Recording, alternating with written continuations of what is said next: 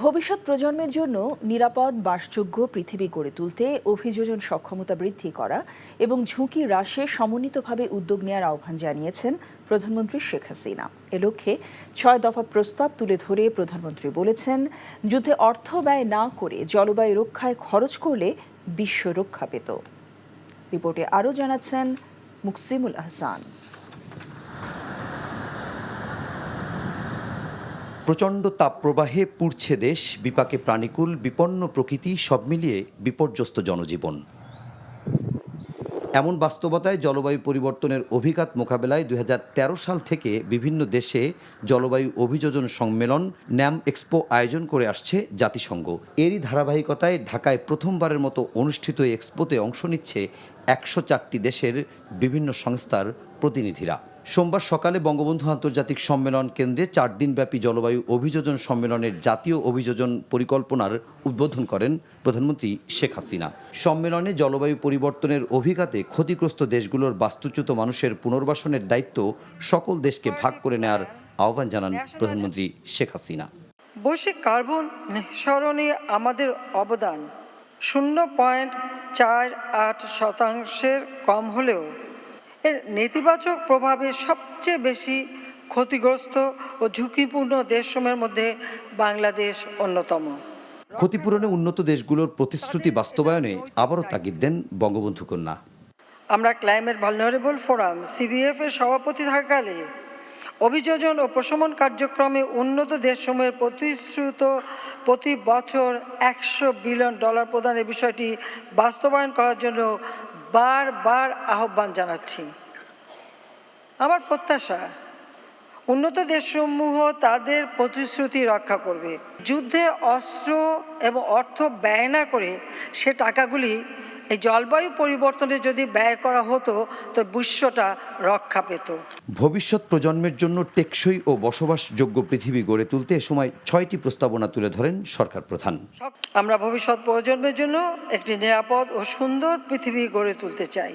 এর জন্য প্রয়োজন অভিযোজন সক্ষমতা বৃদ্ধি করা, সহিষ্ণুতা শক্তিশালী করা এবং ঝুঁকি হ্রাসে সমন্বিতভাবে উদ্যোগ গ্রহণ করা।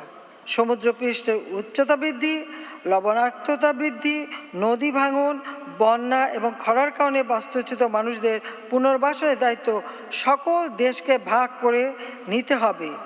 এবং সবশেষে প্রধান অর্থনীতি সমূহকে পরবর্তী প্রজন্মের জন্য একটি টেকসই ভবিষ্যৎ নিশ্চিত করতে অংশীদারিত্বের ভিত্তিতে বিশ্বব্যাপী সকল অংশীদারদের সঙ্গে কাজ করতে হবে। এ সময় প্রধানমন্ত্রী জানান, বাংলাদেশ দুর্যোগের ঝুঁকি হ্রাস ও জলবায়ু পরিবর্তনের অভিযোজনে কার্যকর পদক্ষেপ নেয় গত বছরের ঘূর্ণিঝড় মোখায় দেশে কোনো প্রাণহানি হয়নি। সেই সাথে জলবায়ু পরিবর্তনের বিরূপ প্রভাব মোকাবেলায় সরকারের নেওয়া বিভিন্ন পদক্ষেপের কথাও জানান শেখ হাসিনা। Muksimul Ahsan, NTV news, Dhaka. বিকাশে কম খরচে ক্যাশ আউটের লিমিট বেড়ে 50,000, প্রিয় এজেন্টও 2টা। দেড় যুগ পর দুদিনের সফরে ঢাকায় এসেছেন কাতারের আমির Sheikh Tamim bin Hamad Al Thani. বিকেল 5টার দিকে একটি বিশেষ ফ্লাইটে হজরত শাহজালাল আন্তর্জাতিক বিমানবন্দরে এসে পৌঁছান তিনি। কাতার আমিরকে স্বাগত জানান রাষ্ট্রপতি মোহাম্মদ শাহাবুদ্দিন। এ সফরে দুই দেশের মধ্যে 11টি চুক্তি ও সমঝোতা স্মারক সই হওয়ার কথা। এরই মধ্যে 6টি চুক্তি ও 5টি MOU রয়েছে। তার সফরে বাণিজ্য ও বিনিয়োগে অগ্রাধিকার পাওয়ার পাশাপাশি দুদেশের স্বার্থ সংশ্লিষ্ট নানা বিষয়ে আলোচনা হবে। দ্বিতীয় দিন সকালে প্রধানমন্ত্রী শেখ হাসিনার সঙ্গে বৈঠক করবেন কাতারের আমির। 2005 সালের পর এবারই প্রথম কাতারের কোনো আমির ঢাকা এলেন।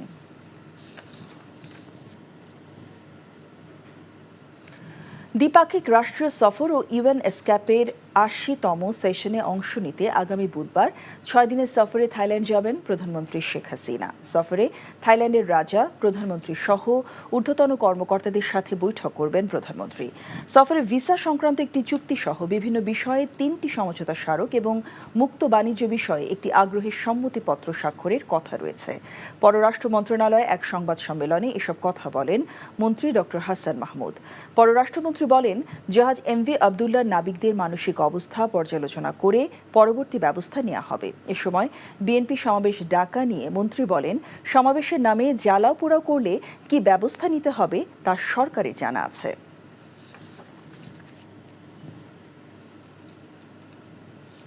বিকাশে কম খরচে ক্যাশ আউটের লিমিট বেড়ে 50,000, প্রিয় এজেন্টও 2টা। পুলিশের সাবেক মহাপরিদর্শক বেনজির আহমেদের সম্পদ নিয়ে অনুসন্ধানে 3 সদস্যের কমিটি গঠন করে কাজ শুরু করেছে দুর্নীতি দমন কমিশন দুদক। রাজধানী দুদক কার্যালয়ে সংবাদ সম্মেলনে সংস্থাটির সচিব এ তথ্য জানিয়েছেন। তিনি বলেন, বিভিন্ন গণমাধ্যমে বেনজির আহমেদের পরিবারের অবৈধ সম্পদ অর্জন বিষয়ে প্রকাশিত প্রতিবেদন সংস্থাটির নজরে আসলে তদন্তের সিদ্ধান্ত নেওয়া হয়। মিজান রহমানের রিপোর্ট। গত 31 মার্চ সাবেক আইজিপি বেনজির আহমেদের বিরুদ্ধে অবৈধ সম্পদ অর্জন নিয়ে প্রতিবেদন একটি জাতীয় দৈনিকে প্রকাশিত হয়। পরবর্তীতে আরও কিছু গণমাধ্যমে একই অভিযোগ নিয়ে প্রতিবেদন প্রকাশিত হয়েছে। এসব প্রতিবেদনে সাবেক এই পুলিশ প্রধানের স্ত্রী কন্যার নামে নামিদামি কোম্পানির বিপুল পরিমাণ শেয়ার সহ দেশের বিভিন্ন অঞ্চলে শত শত কোটি টাকা বিনিয়োগে গড়ে ওঠা রিসোর্ট সহ কৃষি খামার রয়েছে বলে তথ্য প্রকাশ করা হয়। এসব তথ্য দুদকের নজরে আসলে তদন্তের সিদ্ধান্ত নেওয়া হয়েছে বলে জানান দুদক সচিব। ইলেকট্রনিক এবং প্রিন্ট মিডিয়ায় যে সকল তথ্যাদি প্রকাশিত হয়েছে সেগুলি বিবেচনায় নিয়ে আমাদের অনুসন্ধান কার্যক্রম পরিচালনা করার জন্য কমিশন সবাই সিদ্ধান্ত নিতে হয়েছে। আমি একটু আগে মেনশন করেছি, ঈদ উল ফিতর একটি ছুটি ছিল এবং আমাদের মাননীয় 2 জন কমিশনার দেশের বাইরে ছিলেন। তখন আমাদের নিয়মিত কমিশন সভায় যখন 3 জন সদস্য মিলে কমিশনের সিদ্ধান্ত গ্রহণ করা হয়, সেই সিদ্ধান্ত গ্রহণ করা হয়েছে 18 এপ্রিল এবং আমাদের গতকালকেই 21 এপ্রিলে আমাদের কমিটি গঠন করা হয়েছে। সকালবেলায় চিঠি ইস্যু করা হয়ে গেছে। বেনজির আহমেদের সম্পদ নিয়ে দুদকের অনুসন্ধান কমিটির সদস্যরা হলেন উপপরিচালক হাফিজুল ইসলাম, সহকারী পরিচালক নিয়ামুল হাসান গাজী ও জয়নাল আবেদিন। দুদক আইন অনুযায়ী নির্দিষ্ট সময়ের মধ্যে অনুসন্ধান শেষ করে ব্যবস্থা গ্রহণ করার কথা জানান দুদক সচিব। কমিশন সভায় 3 সদস্য বিশিষ্ট একটি কমিটি গঠন করা হয়েছে এবং এই কমিটিকে তদারকি করার জন্য একজন তদারকি কর্মকর্তা নিয়োগ করা হয়েছে। এই অনুসন্ধান কার্যক্রম চলাকালীনই আসলে অনুসন্ধানের ধারাবাহিকতা যা যা প্রয়োজন সকল কিছু বিধি মোতাবেক সংগ্রহ করা হবে।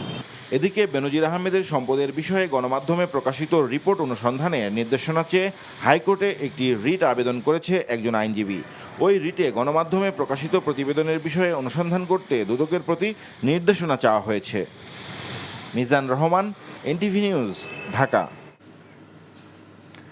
সুপ্রিম কোর্ট আইনজীবী সমিতির সভাপতি ব্যারিস্টার মাহবুব উদ্দিন খোকন বলেছেন, তাকে জাতীয়তাবাদী আইনজীবী ফোরামের সহসভাপতির পদ থেকে নিয়ম বহির্ভূতভাবে অব্যাহতি দেওয়া হয়েছে। হেয় প্রতিপন্ন করতেই এ ধরনের কাজ করা হয়েছে বলেও অভিযোগ তার। ব্যারিস্টার কায়সার কামালকে অর্বাচীন এবং সরকারের এজেন্ট বলেও উল্লেখ করেন খোকন। বলেন, সুপ্রিম কোর্ট আইনজীবী সমিতি নির্বাচনে মূলত বঙ্গবন্ধু আওয়ামী আইনজীবী পরিষদকে পূর্ণাঙ্গ প্যানেলে বিজয়ী করতেই কাজ করেছেন কায়সার কামাল। বিএনপি স্থায়ী কমিটির কাছে কায়সার কামালের বিরুদ্ধে তদন্ত করে দল থেকে বহিষ্কারেরও দাবি জানান ব্যারিস্টার মাহবুব উদ্দিন খোকন। সংযুক্ত আরব আমিরাতের শারজা বহির্নোঙরে থাকা এমভি আবদুল্লাহ জাহাজটি সোমবার স্থানীয় সময় বিকেল 4টা পর্যন্ত একই অবস্থানে রয়েছে। স্থানীয় সময় সকাল 10টায় জাহাজটি বন্দরের উদ্দেশ্যে রওনা হওয়ার কথা থাকলেও বন্দর কর্তৃপক্ষের অনুমতি না পাওয়ায় জাহাজটি যাত্রা করতে পারেনি। দুবাইয়ে সংবাদ সম্মেলনে সব তথ্য জানান জাহাজটির মালিকপক্ষ এবং বাংলাদেশের রাষ্ট্রদূত। এনটিভি আমিরাত প্রতিনিধি মামুনুর রশিদ জানান, জাহাজে থাকা 23 জন নাবিক সুস্থ আছেন। বন্দরে নোঙরের পরও ভিসা জটিলতায় নাবিকদের জাহাজ থেকে বের হওয়া সম্ভব হবে না। তবে ইতোমধ্যে বিমানে দেশে আসতে ইচ্ছুক 2 নাবিক ভিসা পেয়েছেন, তবে সিদ্ধান্ত পরিবর্তনও হতে পারে। জাহাজটি অক্ষত অবস্থায়, কোনো রকমের ড্যামেজ ছাড়া এবং নাবিকরা সবাই কিন্তু, এবং ওখানে যে কার্গো রয়েছে যে কয়লা, তার কোনো ক্ষতি সাধন হয়নি এবং সম্পূর্ণ সুরক্ষিত অবস্থা।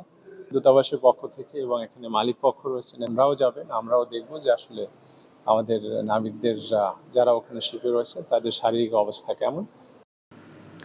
27 এপ্রিলের পর ঢাকা উত্তরে বাসাবাড়িতে মশার লার্ভা পাওয়া গেলে জেল জরিমানা করা হবে বলে জানালেন ঢাকা উত্তরের মেয়র আতিকুল ইসলাম। দুপুরে রাজধানী মিরপুরে এডিস মশা নিয়ন্ত্রণে সচেতনতামূলক অনুষ্ঠানে তিনি এ হুঁশিয়ারি দেন। নগরবাসীকে সচেতন হওয়ার অনুরোধ জানান মেয়র। এডিস মশা নিয়ন্ত্রণে প্রত্যেক ওয়ার্ড কাউন্সিলরকে 50,000 টাকা বরাদ্দ দেওয়া হয়েছে বলে জানান তিনি। অনুষ্ঠানে ঢাকা 14 আসনের সংসদ সদস্য মাইনুল হোসেন খান সহ বিশিষ্টজনেরা উপস্থিত ছিলেন।